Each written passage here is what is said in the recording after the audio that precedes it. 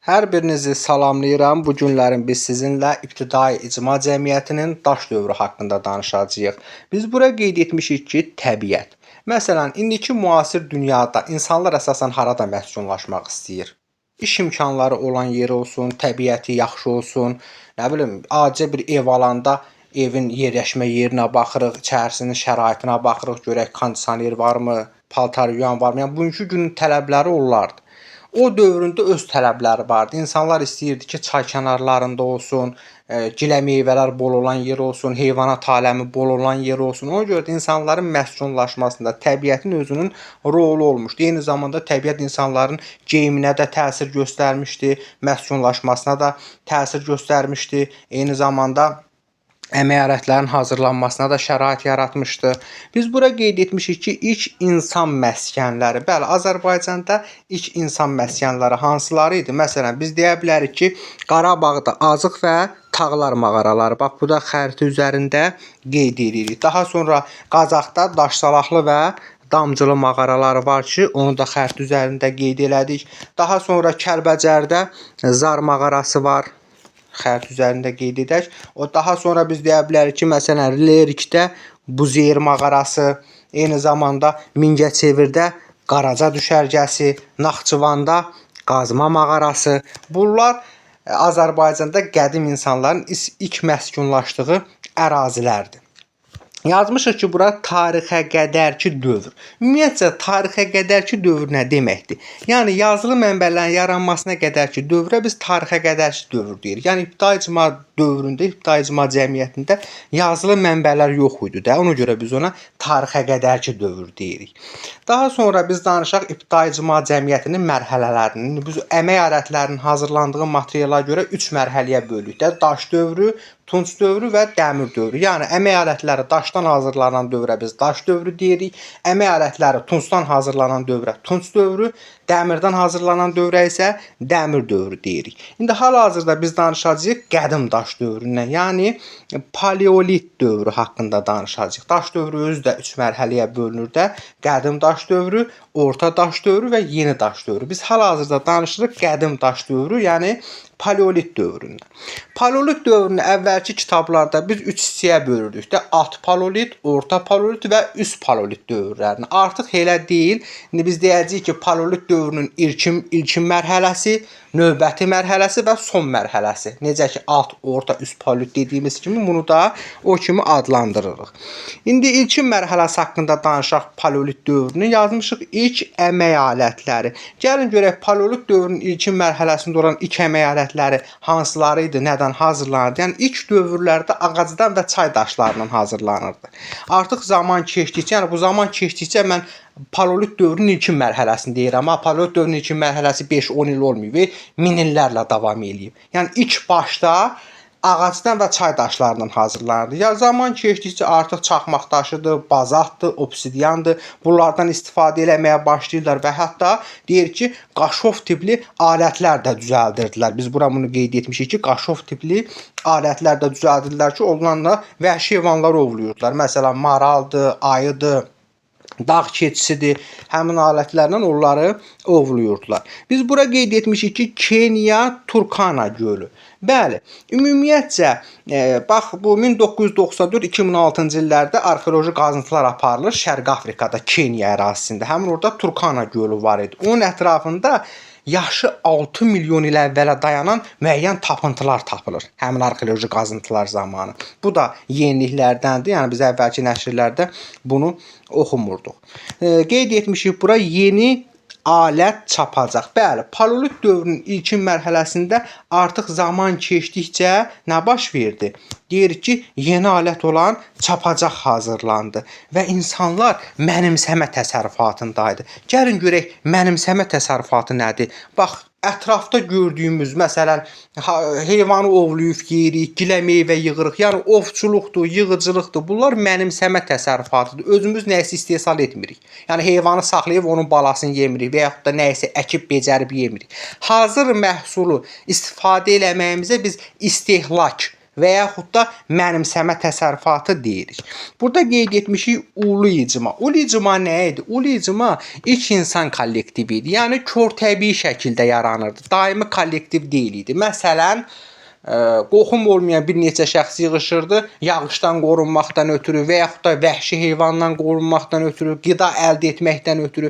Yəni mütəşəkkil kollektiv deyil idi, tez-tez dağılan idi. Körtəbii şəkildə yaranırdı həmin bu ulu icma.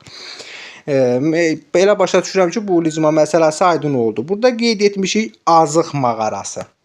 Bəli, bax Azərbaycan ərazisində paleolit dövrü Xocavənd rayonu ərazisində burada bayaq biz qeyd elədik. Bax bu ərazidə, xərt üzərində. Bax bu ərazidə, yəni bu Azərbaycan ərazisində paleolit dövrü Azıq mağarası əsasında öyrənilmişdi. Azıq mağarasında biz bildikdə Məhəmməd Əli Hüseynov tədqiqat işləri aparır 20 ilə yaxın.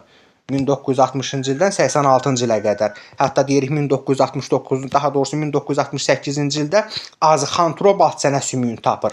350-400 min il bundan əvvəl yaşamış qadın Naxçənə sümüyünü tapır.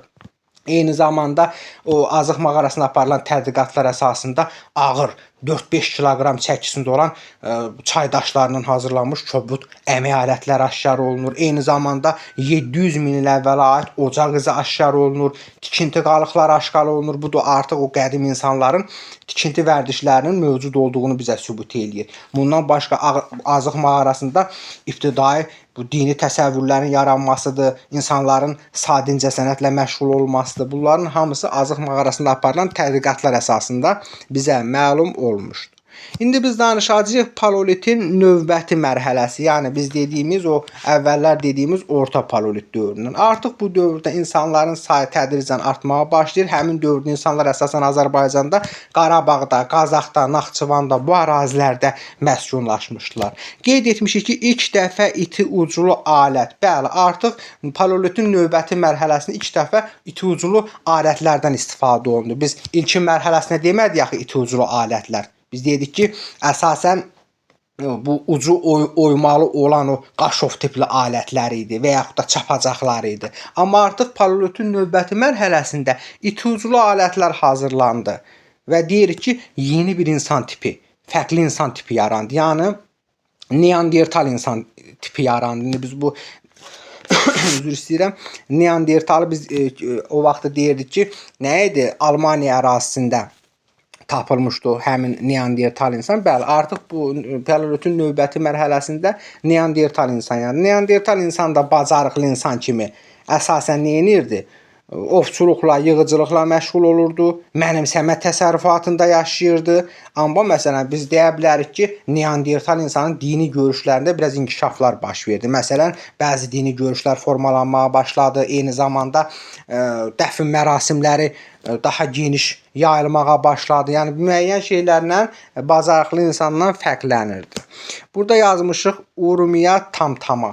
Bəli, Urmiya gölü yaxınlığında Tamtama mağarasında Neandertal adamın bud sümüyü aşkarlanmışdı ki, bu tapıntı da nə qədər əvvələ dayanır. Deyir ki, 40-50 min il əvvələ dayanır. Bu da onu göstərir ki, Azərbaycan elə ən qədimdən insanların yaşayış məskəni olmuşdu. Qeyd etmişik ki, paleolitin son mərhələsi, yəni üst paleolit dövründə artıq nə baş verdi? Səsli nitq yarandı. Deməli, bacarıqlı insan, Neandertal insanda səsli nitq olmayıb. Səsli nitq nə vaxt yaranır? Üst paleolit dövründə, yəni paleolitin son mərhələsində yarandı. Deyir ki, hansı illərə əhatə edir?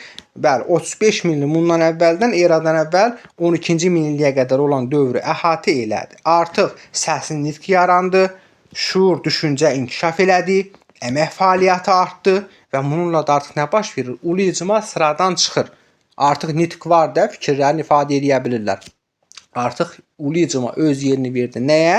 Qəbili icmasına, yəni nəsli icmaya verdi və ağıllı insan yarandı. Qəbili icması nədir? Onun haqqında da danışaq. Ulu icma dedik ki, qoxum deyildi də, körtəbii şəkildə insanlar yığışıb özlərini nədənsə qoruyurdular. Amma artıq bu paleolitin son mərhələsində qəbili icması yarandı. Yəni qan qoxumluğu olan insanların birliyi idi. Bu daha mütəşəkkil idi. Yəni o ulu icma dedik axı mütəşəkkil deyil idi, tez-tez dağılırdı. Amma bu daha mütəşəkkil idi, daha möhkəm kollektiv idi. Əsasən ana xətti ilə qohum olan insanların birliyi idi. Bəs yaxşı, bu anaxaqanlıq dövründə qadının qəbilədəki rolu nə idi? Qadın odu qoruyub saxlayırdı, yemək hazırlayırdı, yığıcılıqla məşğul olurdu, uşaqların qayğısına qaldı. Yəni bütün yük qadınların üzərində olduğuna görə artıq qadınların hakimiyyəti idi. Həmin o üst paleolit dövründən erkən Tus dövrünə qədər olan dövrdə.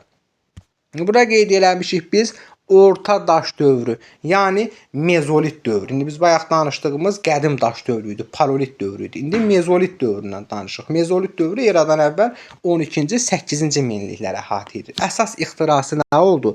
Ox və kaman ixtira edildi. Əvvəllər insanlar ovu nə cür əldə edirdi? Düşürdülər heyvan sürüsünü, vəhşi heyvan sürüsünü qovalayırdılar günlərlə, hansısa bir dərədən yumarlayırdılar. Ov əldə edirdilər. Daha uzun vaxtda daha az ov əldə edirdilər. Bəzən özləri ova çevrilirdi. Amma artıq ox və kaman ixtira edildi. Daha uzaq məsafədən daha rahat ov əldə etməyə başladılar. Bununla da nə baş verdi? Artıq qida ehtiyatı artır və heyvanları əhəlləşdirməyə başlayırlar. Məsələn, vəhşi inəyi öldürür, balasını gətirir, əhəlləşdirir. Balasının əhəlləşdirilməsi nə baş verdi? Artıq ibtidai maldarlıq yarandı. Yəni bunlar bir-birilə zəncirvari birləşir də. Ox və kaman ixtira olunur. Daha uzaq məsafədən daha rahat ov əldə edə bilir. Bunun nəticəsində heyvanları əhəlləşdirməyə başlayır. Heyvanlar əhəlləşdirsə artıq nə yaranmalıdır? İbtidai maldarlığın əsası qoyulmalıdır. Bu maldarlığın əsası qoyulubsa, bu heyvanı saxlayırsa, buna yem verməlidir. Onun üçün də nə edir? İbtidai əkinçiliyin əsası qoyulur. Məsələn, müşahidə aparırlar ki, gilə meyvədən toxum düşdüyü yerə cücərdi, yenidən bitdi. Artıq deməli bunlar bir-biri ilə bağlı oldu. Ox kaman ixtira olundu, qida ehtiyatı artdı. Heyvanları əhəlləşdirməyə başladılar. Heyvanların yəni ibtidai maldarlığın əsası qoyulur. İbtidai maldarlığın əsası qoyulur deyə ibtidai əkinçiliyin də əsası qoyulur. Əmək alətləri biz bura qeyd eləmişik. Bəli, mezolit dövründə əsasən əmək alətləri çaxmaq daşı və sümükdən hazırlanırdı. Və eyni zamanda mezolit dövründə ibtidai incəsənət inkişaf etmişdi. Yazmışıq mikrolit əmək alətləri. Bəli, mikrolit əmək alətləri əsasən hardan tapılmışdı? Qobustan düşərgəsində. Biz deyirik ki, orada kiçik ölçülü, həndəsi formalı həmin o mikrolit əmək alətləri tapılmışdı. Hətta balıq ovlamaq üçün qeyd eləmişik bura harpunlar tapılmışdı Qobustan düşərgəsində. Qobustan düşərgəsində harpundan, mikrolit əmək alətindən başqa biz deyirik ki, onlar ağacların içini oyaraq qayıqlar düzəldirdi. Ona görə də biz gəmiçiliyin yaranmasını elə mezolit dövründən götürürük. Turx Heyerdal yazmışıq. Bəli, Turx Heyerdal 20-ci əsrin sonlarında bir neçə dəfə Qobustan abidəsində olur və deyir ki, Azərbaycan gəmiçiliyin meydana gəldiyi ən qədim ərazilərdən biridir. Qeyd etmişik bura 1939-cu il İshak Cəfərzadə. Bəli, deyirik 1939-cu ildə İshak Cəfərzadə həmin o Qobustanda tədqiqat işləri aparır və orada deyir ki, qayüstü təsvirlərin sayı 6000-dən çoxdur. Onlar hamısı təbii boya ilə çəkilmişdi. Həmin o Qobustan üzərindəki o yallı rəqslər olsun və yaxud da digər ovsun mövsümləri olsun, ov mövsümləri olsun. Onların hamısı təbii boya ilə çəkilmişdi. Bunu da İshak Cəfərzadə 1939-cu ildə tədqiq eləmişdi. Qeyd etmişik ki, 1966-cı il qoruq. Bəli, 1966-cı ildə Qobustan tarixi bədii qoruğu yaradılır. Eyni zamanda 2007-ci ildə Qobustan ərazisi, yəni həmin o Qobustan abidəsi UNESCO-nun abidələr siyahısına daxil edilir. Daha sonra biz danışarıq Neolit dövründən, yəni yeni daş dövründən. Yəni biz əvvəlcə deyək paleolit qədim daş dövrü idi, mezolit orta daş dövrü idi, neolit də yeni daş dövrü idi. O ilkin mərhələ, son mərhələ, orta mərhələ, son mərhələ onlar paleolitin mərhələləridir. Yəni qədim daşın mərhələləridir. İndi biz danışırıq neolit dövründən. Neolit dövrü Azərbaycanda eradan əvvəl 8-ci minilliyin sonlarından 6-cı minilliyin ortalarına qədər davam eləmişdi. Dedik axı, ibtidai maldarlığın və ibtidai əkinçiliyin əsası nə vaxt qoyuldu? Mezolit dövründə. Artıq neolit dövründə onlar əsas məşğuliyyət sahəsinə çevrildi. Əgər əkinçilik əsas məşğuliyyət sahəsidirsə, biz burada köçəri həyatdan danışa bilmərik. Çünki nə isə əkib onu burada qoyub getmək mümkündür. Əhmiş isə oturub onu becərməliyik. Ona görə də ibtidai əkinçilik maldarlığın əsası qoyulur və başlayır formalaşma. O formalaşma əsnasında əhali zamanla oturaq həyata keçir. İlk vaxtlar köçəri həyat sürürdülər də, o az miqdarda olanda ibtidai əkinçilik, maldarlıq. Amma artıq ibtidai əkinçilik, ibtidai maldarlıq inkişaf eləyir, formalaşdıqca insanlar məcburi şəkildə oturaq həyata keçir. Oturaq həyata keçib əkir də həmin o hansısa bir məhsulu becərir və vaxtı çox qalır. Bir var həyatın ancaq köçəri keçə, bir də var oturaq həyatdasan. Oturaq həyatda olan insanın vaxtı daha çox qalır. Ona görə də yazmışıq ki, müxtəlif peşələr yarandı həmin neolit dövründə. Yəni istehsal təsərrüfatı formalaşdı. Biz mezolit dövründə dedik axı, istehlak təsərrüfatından istehsal təsərrüfatına keçidin əsası qoyulur. İstehsal təsərrüfatı nə vaxt formalaşır? Neolit dövründə. Qeyd etmişik ki, əkinçilik və maldarlıq əsas məşğuliyyət sahəsinə çevrildi. Nə vaxt? Neolit dövründə. Eyni zamanda əmək alətləri, toxa və oraq yazmışıq. Bəli, əmək alətləri əsasən çaxmaq daşı və dəvəgözdən hazırlanırdı. Necə ki, biz əvvəllər paleolit dövründə deyirdik. Onun kimi burada da alətlər, çünki daş dövrüdür axı. Dəvəgözdən və çaxmaq daşından hazırlanırdı. Bəs bu toxa nədir? Biz dedik axı, əkinçilik formalaşdı. Toxa ilə torpağı yumuşaldırdılar. Eyni zamanda o əkib, məsələn, taxıl əkiblər. Onu becərəndən sonra əldə etmək lazımdır axı. Onun üçün də oraqlar düzəldirdilər. Oraqlar da əsasən iri buynuzlu heyvanların at çənə sümüyünə götürürdülər. Nələrsə kəsici bir şeylər taxırdılar daşdan zaddan.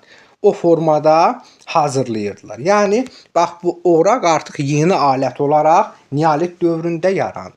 Neolit dövrü abidələri Azərbaycanda çoxdur. Məsələn, Gəncə Qazax bölgəsində də var, Naxçıvanda da var, Təbrizdə də var. Amma bizə əsas lazım olan Tovuzdakı Göytəpə ilə Ağcabəddəki Kamiltəpədir ki, onlar da qeyd etmişik, orada əsasən nə tapılmışdı? Sümükdən, daşdan hazırlanmış alətlər. Məsələn, çəkic, barta, oraq, toxa, bu kimi şeylər tapılmışdı.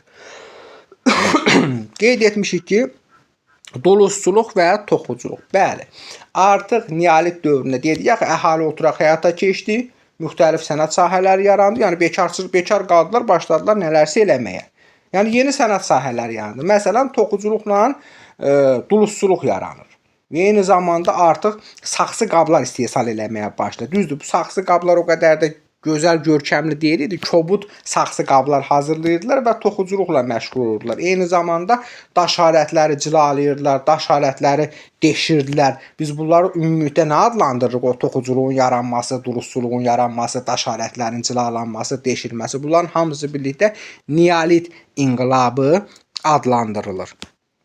Daha sonra biz danışaq keçid dövrü olan, yəni daş dövrü ilə Tunc dövrü arasında o keçid dövrü olan mis daş dövrü, yəni eneolit dövrü. Deyir ki, mis ilk dəfə qədim şərq ölkələrində meydana gəlmişdi. Azərbaycanda da mis daş dövrü eradan əvvəl 6-cı minillikdən 4-cü minilliyə qədər davam eləmişdi. Yəni mis kövrək olduğuna görə ondan əmək alətləri o qədər də çox, düzdür, hazırlanırdı, amma o qədər çox hazırlanmırdı da. Əsasən yenə də daşdan hazırlanırdı. Ona görə də biz bunu keçid dövrü adlandırırıq. Yəni daş dövründən Tunc dövrünə keçid dövrü. Əhalinin yaşayışı. Bəli, artıq biz deyirik ki, eneolit dövründə demək olar ki, bütün ev heyvanları əhəlləşdirilmişdi. Demək olar ki, çünki biz artıq erkən turşda deyəcəyik ki, yeni heyvan növləri əhəlləşdirilməyə başlanıldı. Məsələn, həmin vaxt insanlar harada yaşayırdı? Əsasən qazma tipli evlər mövcud idi. Amma əsas yaşayışları, məsələn, hansısa bulaqların, çayların kənarlarında evlər tikirdilər. Çiy kərpicdən və yaxud da möhrədən. Amma mütəşəkkil tikmirdilər də, evlər dağınıq formadaydı. Məsələn, biz yazmışıq Cəllabad Əli Köməkdəpə yaşayış məskəni. Məsələn, Cəllabadın Köməkdəpə yaşayış məskənindən həmin o evlərin qalıqları tapılmışdı. Məsələn, pərakəndə tikilən evlər idi, əsasən damları başlarının uçmasın deyə tikdikləri evə dirəklər verirdilər. Evin ortasında və yaxud da evin küncündə ocaqlar qalıyırdılar. Bunların hamısı Əli Köməkdəpə yaşayış məskənindən tapılmışdı. Eyni zamanda əmək alətləri yazmışıq. Bəli, eneolit dövründə əmək ələtləri daha da təkmilləşdirilir. Məsələn, deyirik ki, qaşovvarı bıçaqlar hazırlayırdılar. Toxa yenə də mövcuddur ki, biz bu dövrü hətta toxa əkinçiliyi dövrü adlandırırıq. Çünki Artıq bu dövrdə toxadan daha çox istifadə olundu deyə biz bu dövrün əkinçiliyini toxa əkinçiliyi dövrü adlandırırıq. Metaldan istifadə olunmağa başladı, metaldan əmək alətləri hazırlandı, o qədər də üstün olmasa da. Ona görə biz ibtidai metal işləmənin əsasını elə eneolit dövründən götürürük. Məsələn, burada qeyd etmişik ki, duluzçuluq inkişaf etdi. Bəli. Məsələn, duluzçuluq nə vaxt yarandı? Neolit dövründə. Əsasən neolit dövründə olan duluzçuluq məmulatları, o saxsı qablar kobud formalı idi, bəsit idi. Amma artıq eneolit dövründə nə oldu? Duluzçuluq daha kütləvi şəkildə istehsal olunmağa başladı. Yeni texnologiyalar, yeni saxsı qab növləri yarandı həmin bu eneolit dövründə. Yəni yeni texniki üsullardan qeyd eləmişik bura. Yeni texniki üsullardan istifadə olundu. Məsələn, götürürdülər girin tərkibinə saman qatırdılar, nə bilim, başqa qarışıqlar əlavə edirdilər və eyni zamanda həmin düzəltdikləri o saxsı qabların üzərinə naxışlar qoyurdular. Aşağı hissəsini düz format edirdilər ki, da bir yerə qoyanda aşmasın. Yəni müəyyən işlər görürdülər və yaxud da ki, saxsı qabları bişirmək üçün kürələr meydana gəldi eneolit dövründə. Sonra biz deyə bilərik, məsələn, burada ibtidai metal işləmənin əsası qoyuldu öz yerində, bir də dəfn adətləri və dini görüşlər. Bəli, qadının mövqeyi hələ də möhkəm idi. Hətta biz deyirik ki, qadınlar nəslin yaradıcısı müqəddəs varlıq hesab olunurdu. Müqəddəs varlıq məsələsi hardan yaranır? Məsələn, qadınlar paleolitin son mərhələsi və yaxud da üst paleolit dövründən artıq anaxaqanlıq dövrüdür, erkən tunç dövrünə qədər. Amma həminki dövrlərdə qadın heykəllərinə rast gəlinmir. Amma artıq eneolit dövründə qadınlar ilahiləşdirilmişdi də, onlara heykəllər qoyulurdu. Dəfn adətləri də əsasən deyirik ki, evlərin içərisində dəfn olunurdu, evlərin arasında dəfn olunurdu və hətta əvvəlki dövrlərdə olduğu kimi ölən insanların yanına müəyyən məişət əşyaları qoyulurdu, vəfat edənlərin üzərinə qırmızı boya çəkilirdi, nə bilim, oxra səpilirdi. Məsələn, bu kimi şeyləri biz deyə bilərik.